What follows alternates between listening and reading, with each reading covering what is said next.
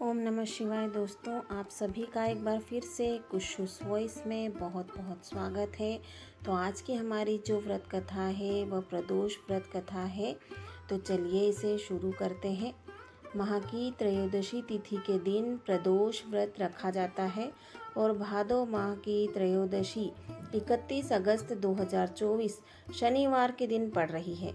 यह व्रत शनिवार के दिन पड़ रहा है, इसलिए इसे शनि प्रदोष व्रत कहा गया है। धर्मशास्त्रों में प्रदोष व्रत को बहुत ही फलदायी माना गया है।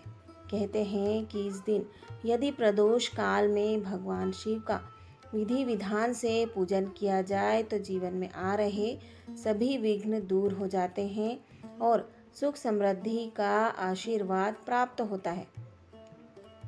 लेकिन यह व्रत तभी पूरा होता है जब पूजा के बाद व्रत कथा पढ़ी या सुनी जाती है।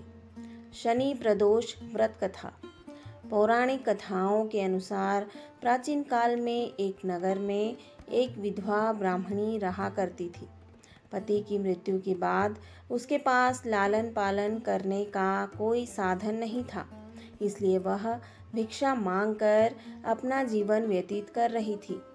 रोजाना की तरह एक दिन जब वह भिक्षा मांगकर वापस अपने घर की ओर लौट रही थी तो उसे रास्ते में दो बालक दिखे जो कि अकेले थे और अपना रास्ता भटक गए थे। ब्राह्मणी दोनों बालकों को अपने साथ घर ले आई और पालन पोषण करने लगी। जब वे दोनों बालक बड़े हो गए तो ब्राह्मणी उन्हें लेकर ऋषि शांडिल्य के आश्रम गई।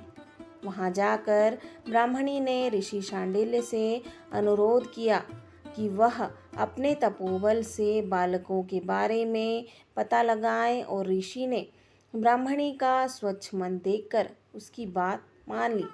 ऋषि ने अपने तपोबल से पता लगाया और बताया कि यह कोई साधारण बालक नहीं है, बल्कि ये दोनों बालक विदर्भराज के राजकुमार हैं।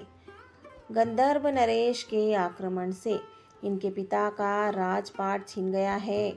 यह सुनकर ब्राह्मणी ने ऋषि से कहा कि कोई ऐसा उपाय बताएं जिससे बालकों को अपना राजपाट व घर परिवार वापस मिल जाए।